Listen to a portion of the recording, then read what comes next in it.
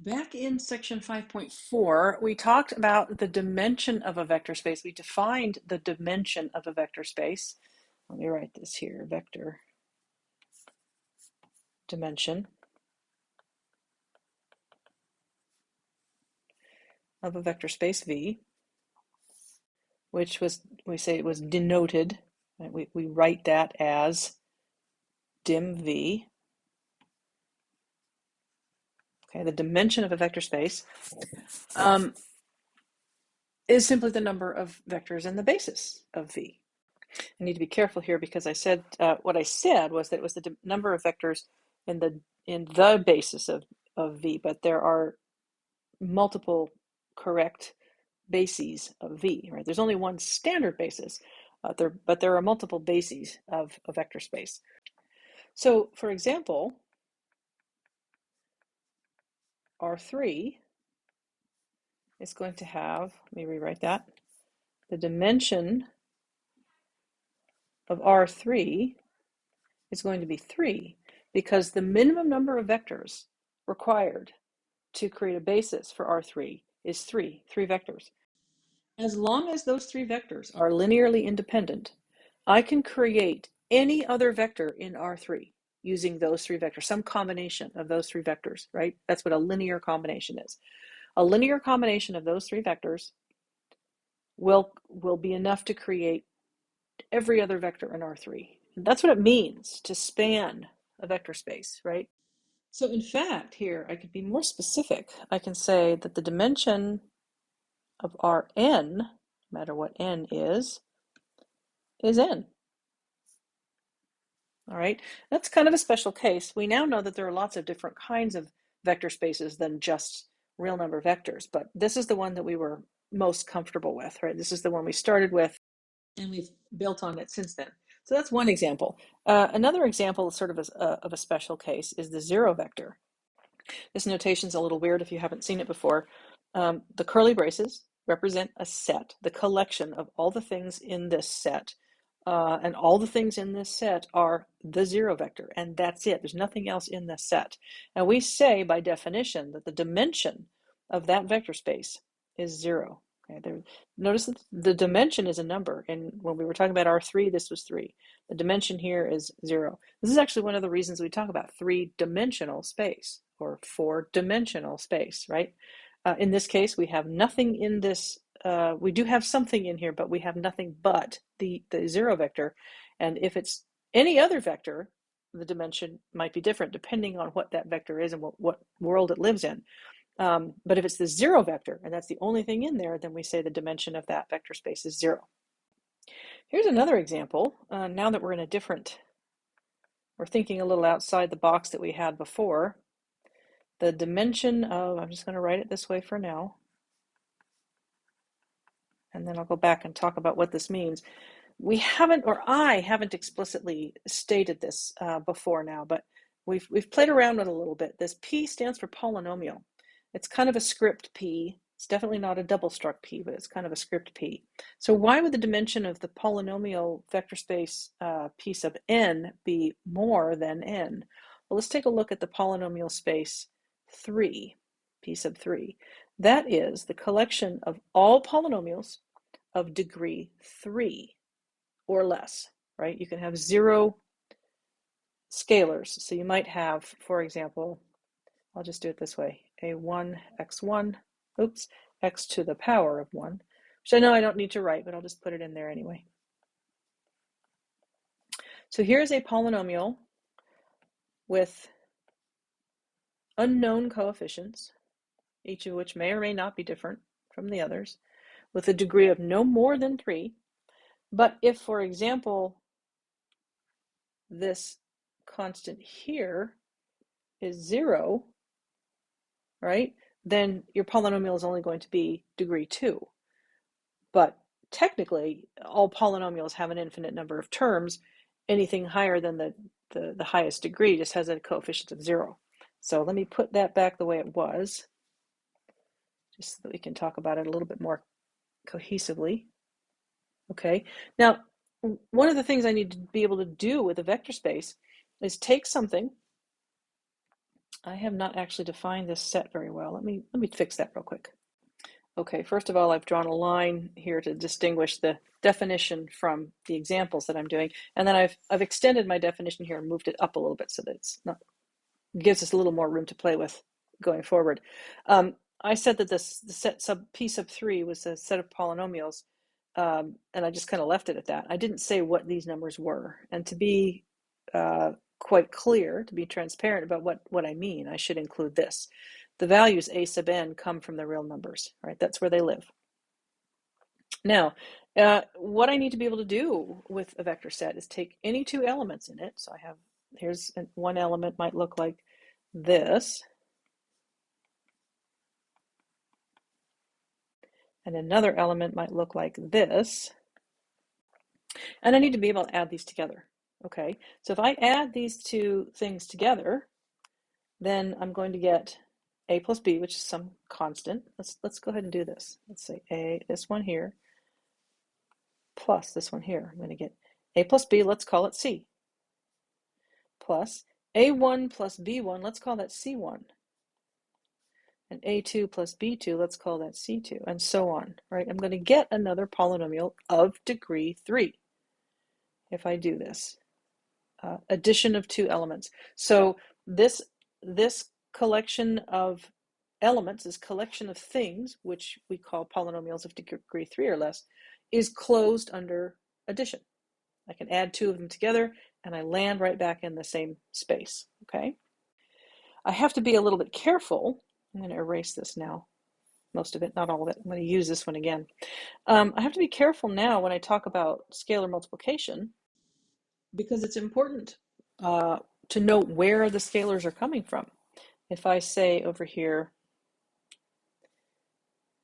over the real number, then what I'm saying is I can take some number and multiply, some real number, and multiply this polynomial that came from this vector space, where am I? This vector space, okay? Take some scalar and multiply it by this vector. This is a vector in that vector space. But that has to be a real number. The thing I multiply it by has to be a real number. It can't be a complex number. It can't be another polynomial. It can't be a matrix. It can't be, right? So let's pick, I don't know, 5. It's a nice round number. That gives me 5 a0 plus 5 a1 x1 and so on, right? 5 a3 x cubed. I still have a polynomial of degree 3. So it's also closed under scalar multiplication, as long as my scalars come from R3. Come from R. Now, I haven't said that, right? I just said that the dimension of P sub n is equal to n plus 1. But we said earlier that if we don't specify the field, then we assume it's the real number. So I can do that here because I haven't specified the field. Now, the reason the dimension of this vector field is more than just n, here I can say that in this particular case, the dimension of P3 is equal to 4, is because each of the things in P3 has 4 terms in it, right? So if I want to find a way to write every single one of these, every single possible polynomial of degree 3 or less, then I'm going to need 4 vectors. I'm going to need a vector that has 4 terms in it. Let me do that from the other side. I'm going to need a vector that has 1 term in it. I'm going to need a vector, because all the vectors that are where a1, a2, and a3 are 0, those are all just constants. So I need a way to be able to combine vectors in linear combinations to come up with all the constants in P3. And if all of my vectors have 4 elements in them, right, 4 terms in them, then I'm not going to be able to add those together to get a constant term. So I need to have vectors that have 1 term. I need to have vectors that have 2, vectors that have 3, and vectors that have 4 terms in them in order to be able to, when I add them together, come up with all the possible combinations of x's of powers 0, 1, 2, and 3 and coefficients to go with them. So I need 4 terms, and I need four different kinds of vectors, essentially. So that's why the dimension of P sub n is 1 more than n. One more example, and we'll call it, for now, the dimension of this space is m times n. And what this space, I didn't do a very good job with my R there, did I? What this space is the collection of all m by n matrices. What is the dimension? We talk about the dimensions of a matrix, right? These dots are just representing some generic entries. If I take a matrix that is a 3 by 5 matrix, I talk about its dimensions as 3 by 5. In the same way as I would talk about the dimensions of a room, it's 10 feet by 12 feet, right? 10 by 12. That room is 10 by 12. But the dimension of that vector space is the number of vectors I need in order to be able to create all of the other vectors in the space.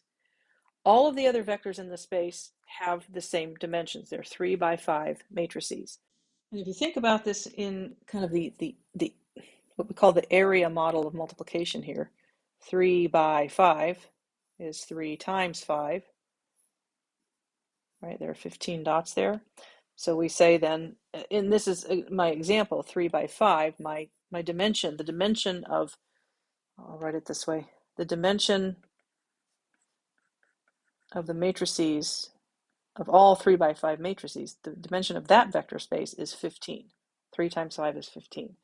And what I've got here is the rule in more general terms. Right here I'm talking about a specific set of matrices, matrices of a particular size, but they don't have to be 3 by 5. They can be anything by anything else, as long as m and n are real numbers. Okay, I want to talk about a couple more examples, and these two go together. Before I start, I want to remind you, kind of point out that I've said this once before, if we don't specify the field, we assume it's the real numbers. So in every single one of these, I'm assuming that it's over the dimension of Rn over R is n. The dimension of the zero vector over R, that's actually always going to be true.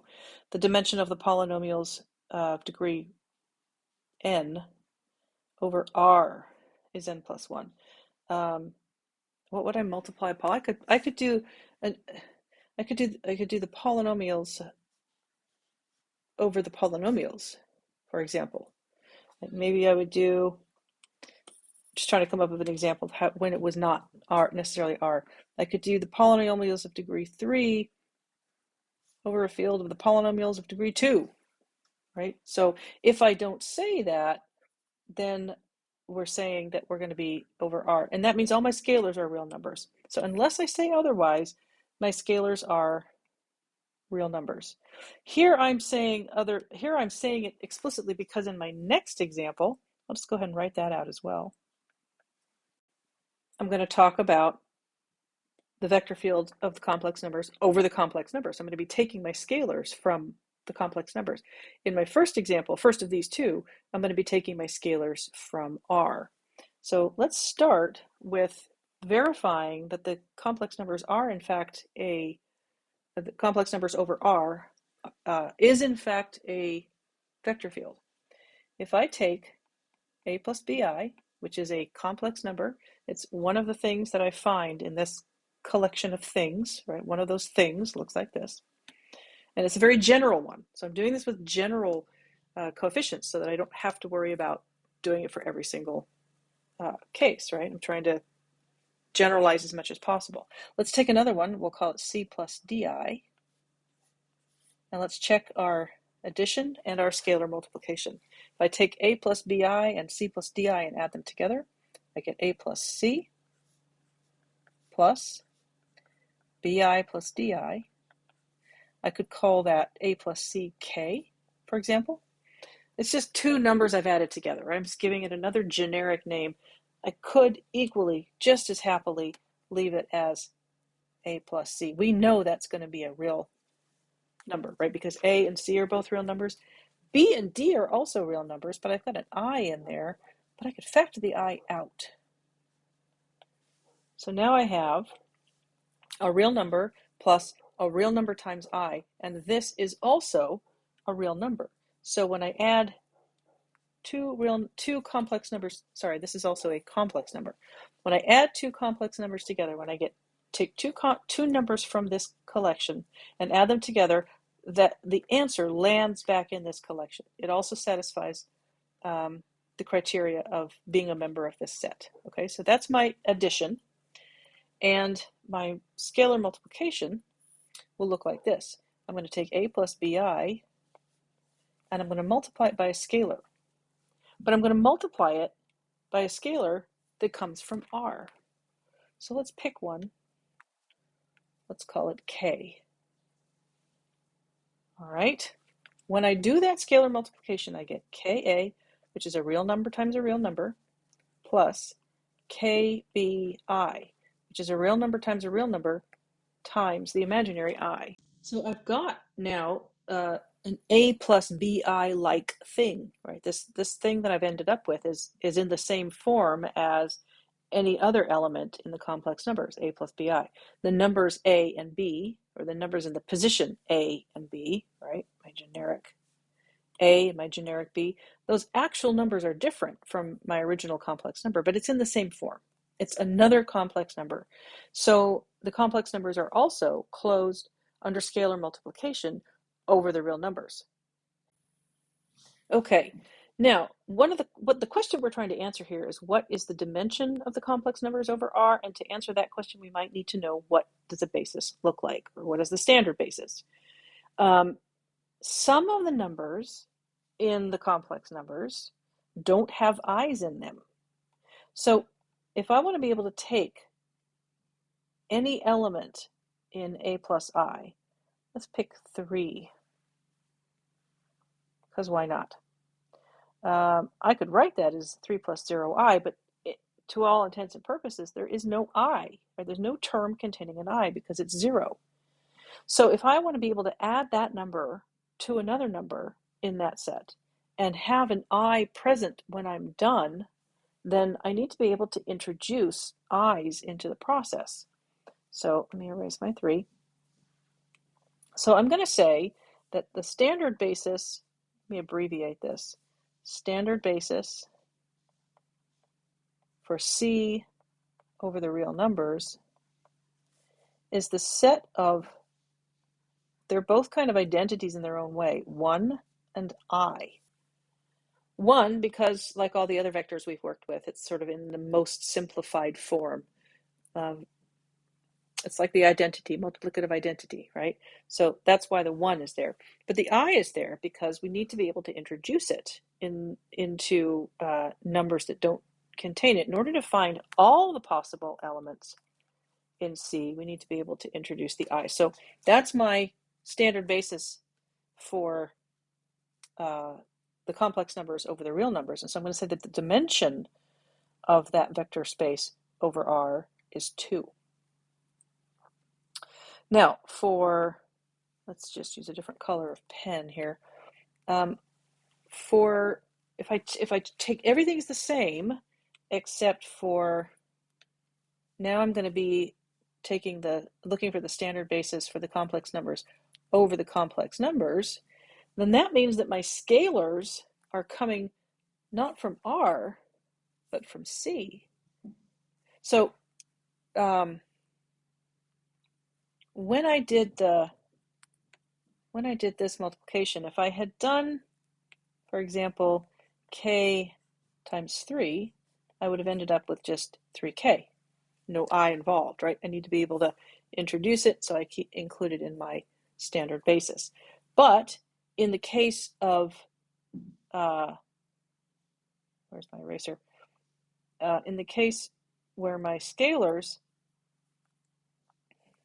come from the complex numbers, I can take even a non-complex number, even a number with no complex or no imaginary part, only a real part, and pick a different complex number, right? This is now my scalar, and this is the number I'm scaling, or the vector that I'm scaling.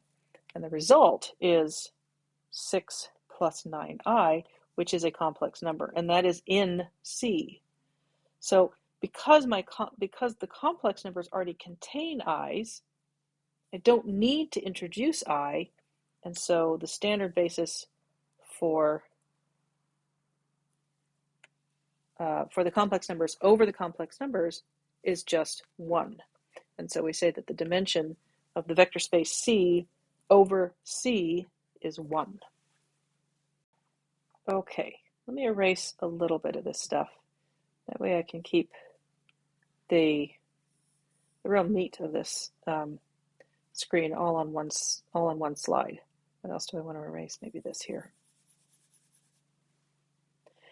Back in 5.4, we had this theorem called, what was it called? The Basis Theorem. Let me make a note of that. That theorem said that if S, the set S, contained K elements, each one of them a vector, and the vectors came from Rn, then the following three statements were true. If K is less than n, S does not span R. If K is greater than n, then S is linearly dependent. If you have too many vectors, then you have too much for a minimal spanning set, too much for a basis, and so the vectors in the subset of V are too many, and so they may span the set, but they're not linearly independent. They're dependent. If you have too few vectors, you don't have enough to span the space. If K was equal to n, then all three of the following were equivalent. S is a basis for Rn, S does span Rn, and S is linearly independent. So all of these vectors are linearly independent of each other if K and n are equal. So we're in Rn. If we have n vectors here, these two numbers are equal, then these three statements were equivalent. All right. Now, in our current environment, we're going to just change a few things again. Now we're calling this theorem 6.1.1. Doesn't really matter. It's still called the basis theorem.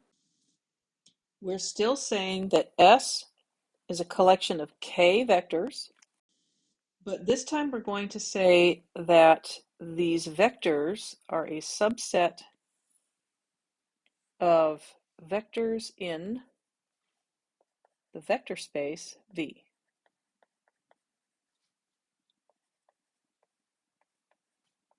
We have to say the vector space because we don't know what V is unless we specify it. So we're not just in Rn here. We're not in R anything. We're in some vector space. Now that might be Rn, but it could be something else. So this is more general than the one we were working with before. And we're also going to say that this vector space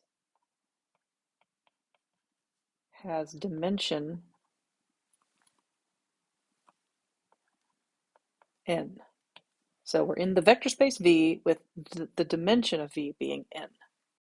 So now that we've established what we're looking at, S is a collection of K vectors, we're in an n-dimensional vector space, then the following statements are true.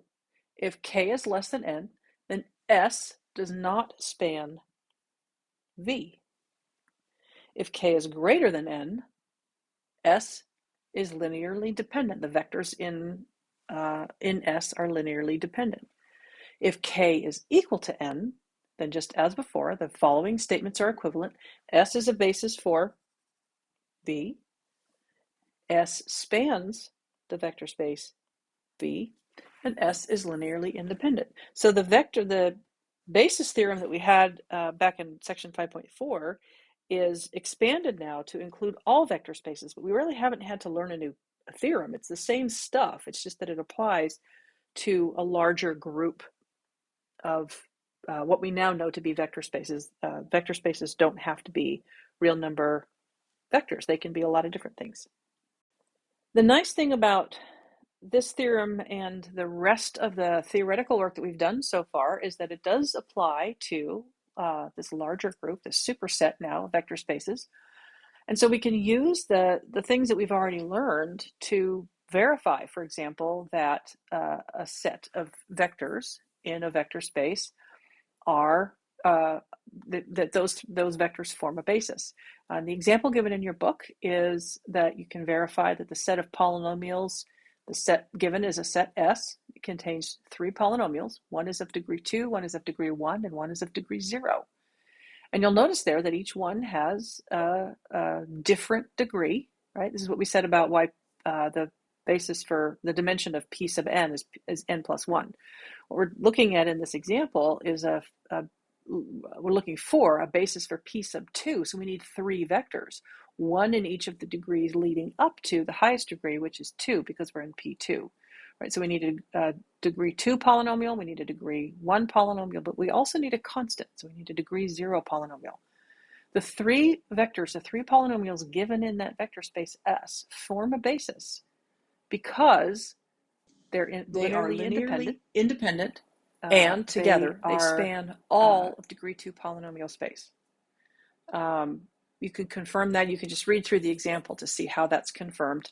But it's all the same stuff as we've done before. It's just now we're using vectors that don't look like the vectors we're used to. They're vector spaces that contain things other than real number vectors. They contain, for example, polynomials or matrices or any number of other things.